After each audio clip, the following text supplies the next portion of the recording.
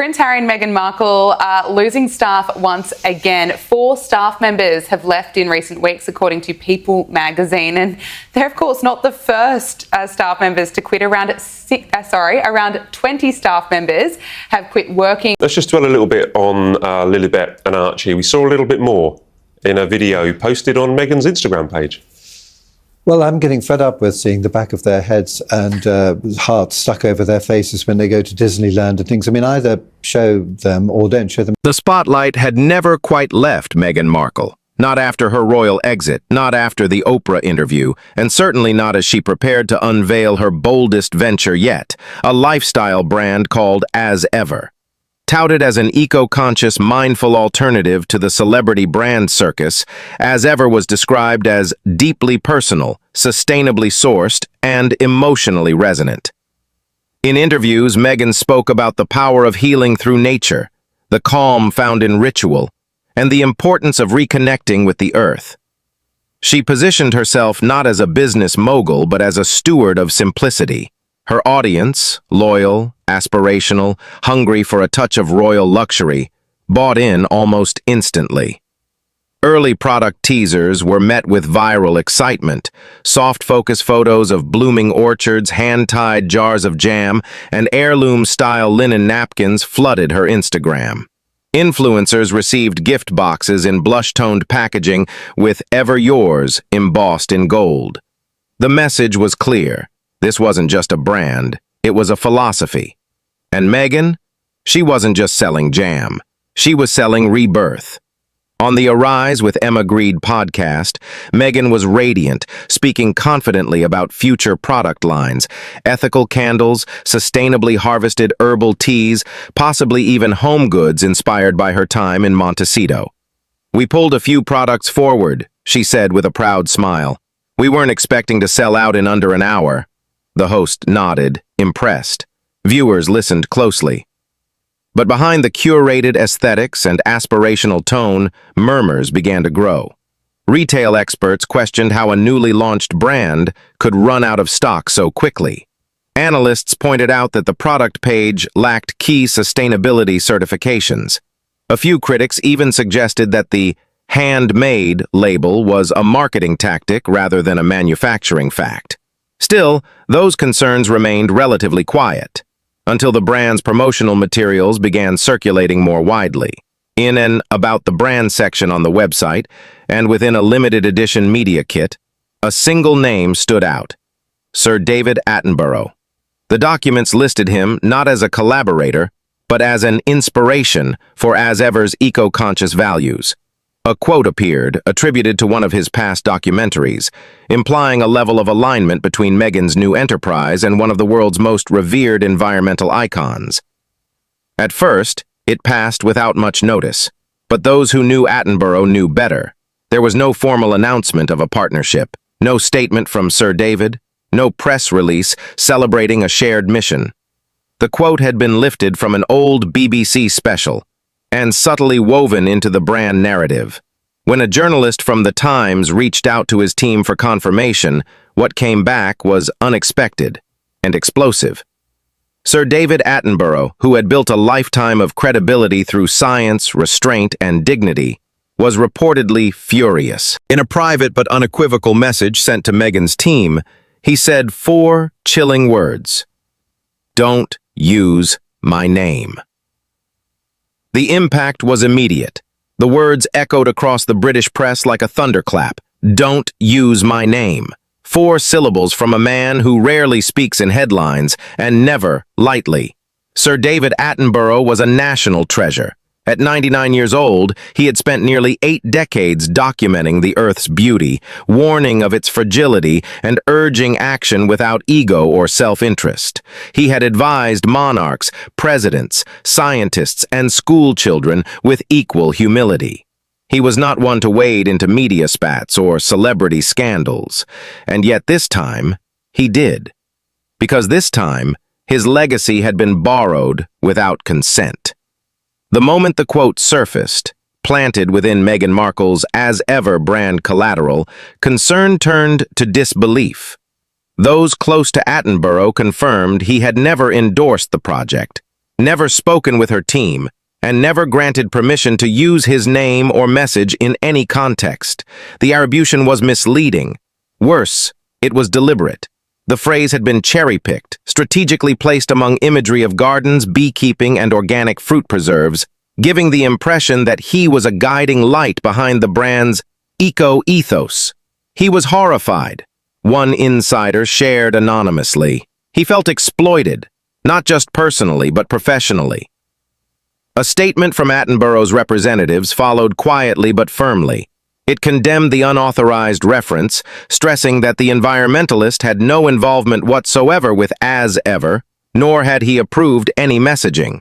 There would be no lawsuit, no public spat, just one decisive demand.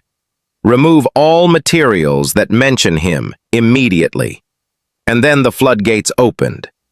Media outlets from The Telegraph to The Guardian seized on the story. Social media platforms lit up. Hashtags like Attenborough said no and greenwashed by Meghan trended across X and TikTok.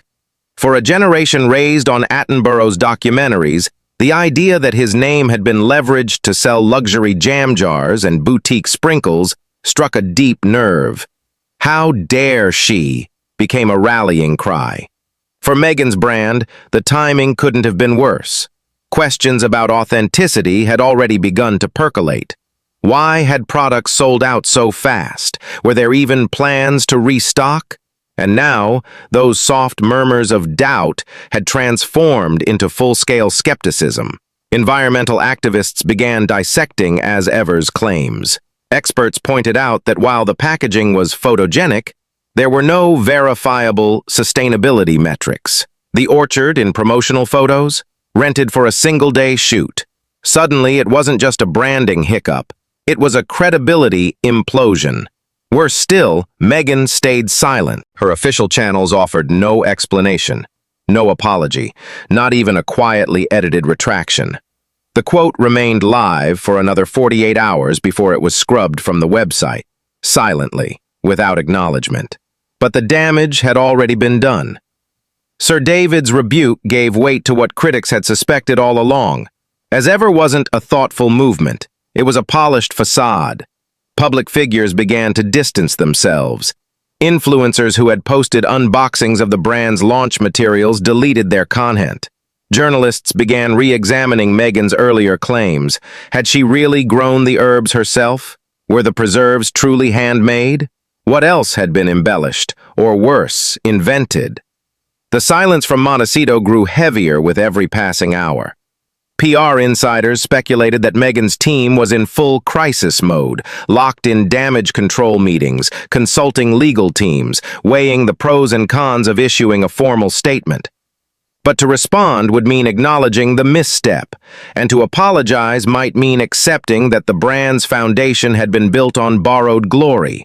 And for Meghan, someone who had long marketed herself as a beacon of empowerment and truth, that admission might be more than she was willing to offer.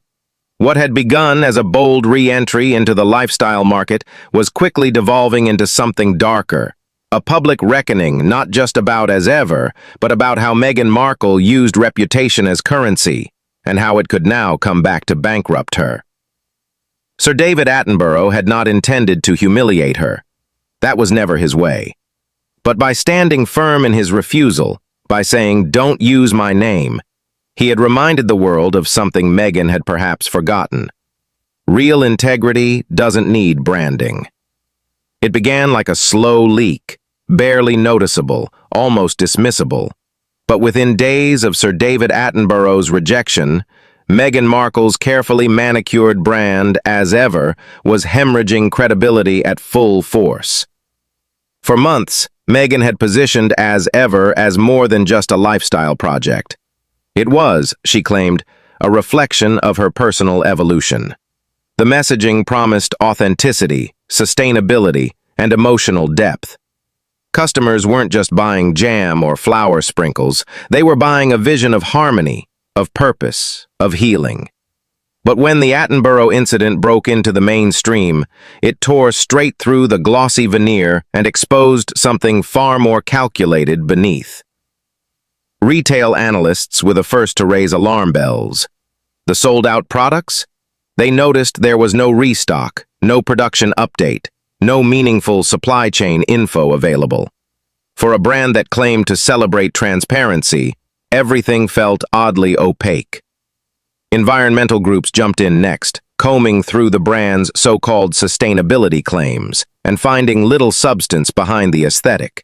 No third-party certifications, no details about ethical sourcing, no measurable goals. Then came the influencers. A-list celebrities and Instagram darlings who had once flaunted as ever gift boxes fell uncharacteristically silent. A few deleted their posts altogether. Quietly, Meghan's PR team began pulling strings, asking friendly voices to pause commentary.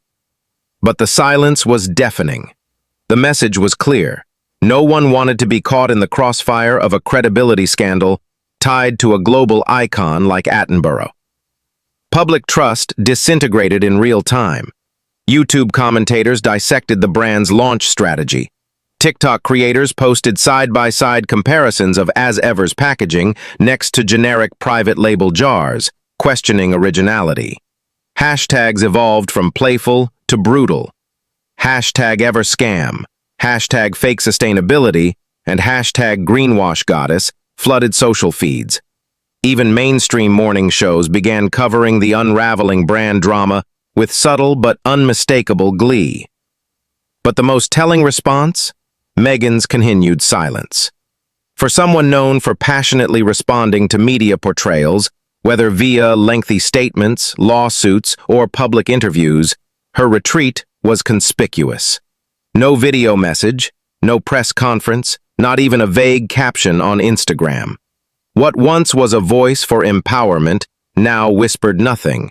Behind closed doors, insiders described panic, a flurry of internal Zoom calls, PR specialists brought in from New York and London, damage assessments and potential fallback plans. There was even talk of scrapping the entire brand, rebranding under a new name, or pivoting the focus away from environmentalism altogether. But the core problem remained. Meghan's image had been built on alignment, with royalty, with prestige, with morality. And for the first time, those pillars weren't just shaken, they were collapsing. The Attenborough scandal had lit the match, but the fire had been smoldering long before. Past staff exits resurfaced. Former employees hinted at disorganization, overpromising, and a culture more focused on optics than substance. Everything was curated, one anonymous ex-staffer told a tabloid, but nothing was rooted in truth. Public sentiment followed swiftly. Online polls showed a sharp drop in consumer confidence. Editorials once cautiously sympathetic to Meghan's narrative began shifting tone. Headlines changed from "Royal Rebel builds her own empire" to "The illusion of authenticity." Late-night hosts poked fun. Satirical memes depicted jars of jam labeled ego-preserved or organic manipulation, handmade in Montecito. And through it all, the absence of a real response remained the loudest statement of all. It was no longer just about one name being used without permission. It was about what that act revealed, a pattern, a strategy, a mindset, a habit of borrowing brilliance instead of building it, of crafting stories instead of living them, of turning inspiration into transaction. For Meghan, instead it became a stage for her most public unraveling. For years, Meghan Markle had mastered the art of proximity. Proximity to the royal family elevated her from actress to duchess. Proximity to Princess Diana's legacy cloaked her image in tragedy and grace. Proximity to Oprah, to Serena Williams, to Michelle Obama, each relationship subtly folded into her narrative, suggesting that her journey wasn't just her own, but part of a lineage of powerful women changing the world. But when she used Sir David Attenborough's name, without his knowledge, without permission, something broke. Attenborough wasn't just another admired public figure. He was sacred ground. His global reputation wasn't built on Instagram posts or charity galas, but on generations of real work, science, and integrity. To borrow his name was to tread dangerously close to desecrating what many considered untouchable. The public recognized the pattern. This wasn't the first time Meghan had leaned on borrowed brilliance to strengthen her brand. She had name-dropped Michelle Obama in speeches, repeatedly cited Diana in interviews, referenced the Obamas and their foundation values. But there had always been a level of plausible alignment, even when tenuous. The Attenborough reference crossed a line, because it wasn't just close, it was false. Buckingham Palace remained silent, but royal insiders were reportedly quietly satisfied by how swiftly Sir David had distanced himself from the Sussexes. Attenborough had worked with Queen Elizabeth II and King Charles III long before environmentalism became fashionable. His refusal to be pulled into Meghan's brand narrative wasn't just personal, it was symbolic. In an unspoken way, his statement aligned him more with the royal institution than with the former royal rebel. It marked a subtle shift in the cultural winds. A respected elder of Britain's intellectual elite standing up, not against Meghan as a person, but against the way she commodified association. It was no longer noble to be linked with her name, it was risky. Meanwhile, behind the scenes, as ever, was quietly hemorrhaging. PR firms advised against further press. Influencer partnerships were put on indefinite hold. A planned second wave of product launches was shelved. Meghan's closest team reportedly debated the nuclear option. Shut the brand down and re-emerge under a new banner entirely. Rebrand, restart, pretend this had never happened. But the deeper wound wasn't in the product, it was in the trust. When you build a brand on the currency of credibility and that currency is exposed as counterfeit, recovery is nearly impossible. Across forums and comment sections, the public articulated what they had once only whispered. Meghan Markle had built her platform not by earning the spotlight, but by reflecting the glow of others. She wrapped herself in greatness as if it were a coat to be worn, rather than a path to be walked.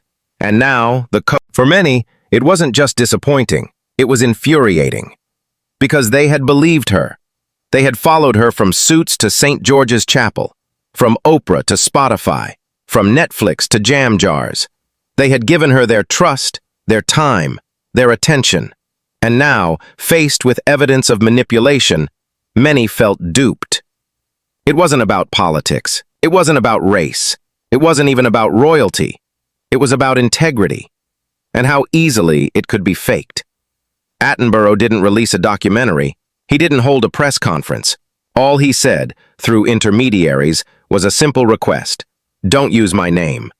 But in that one sentence, he offered a moral judgment more devastating than any tabloid headline. It was the rejection of borrowed identity, of performative virtue, of reputation as a service. Meghan hadn't just lost a brand partner. She had lost the illusion that her presence alone made something meaningful, and the world was beginning to see the difference. By the time the dust began to settle, there was little left of As Ever except a website in limbo, muted social media accounts, and a silence that roared louder than any denial. For a brand that launched with whispers of legacy and mindfulness, the end came not with a bang but a quiet retreat. No formal closure statement, no graceful bow. Just the unmistakable absence of confidence. What had been framed as Meghan Markle's post-royal renaissance, an elegant return to purpose and principle, had instead collapsed under the weight of its own artifice. The final blow didn't come from tabloids or Twitter trolls. It came from the very demographic Meghan was trying to reach: educated, environmentally conscious, socially engaged consumers. They had championed her when she stood against the monarchy, when she spoke of injustice, when she marketed empowerment. But as the details emerged, no consultation with Sir David Attenborough, no sustainability credentials, no transparency in production, they pulled back en masse, not out of cruelty, out of disappointment. "You don't get to borrow legacy," one viral comment read. "You either build it or you fake it, and we're done watching the performance." When Sir David said, "Don't use my name," he didn't just protect his legacy, he unwittingly stripped the glamour off Meghan's. Suddenly, everything looked different in hindsight. The stylized orchard photos now felt staged. The jam jars looked like props. The curated eco-messaging rang hollow. And without Attenborough's name, without the glow of borrowed respect, what remained? A brand built on aesthetics, not accountability. Style, not substance. Even Buckingham Palace, though silent, seemed vindicated by the fallout. For years, Meghan had framed her departure from royal life as a moral stand, against control, against media abuse, against silence. And yet here she was, silent in the face of her own ethical breach. To many, the irony was painful. To others, revealing. In private circles, supporters still defended her. She had good intentions. This was a misunderstanding. She's being held to impossible standards. But those voices were fewer, fainter. And Meghan, she never responded. No Instagram Live, no apology, not even a press release to explain what went wrong. Instead, she disappeared into the fog of California cool, spotted now and then at charity events, book readings, garden parties, but the light had dimmed. Not completely, perhaps, but enough that the shine of her name no longer commanded silence. It now raised eyebrows. And so the legacy of As Ever would not be empowerment or elegance. It would be a cautionary tale of how a brand cannot thrive on aesthetics alone, of how integrity cannot be implied, it must be proven, of how even 4 words from a man of quiet truth can undo years of polished image. Because in the end, Sir David Attenborough didn't need to shout. He just had to say the one thing Meghan Markle hadn't counted on. Don't use my name.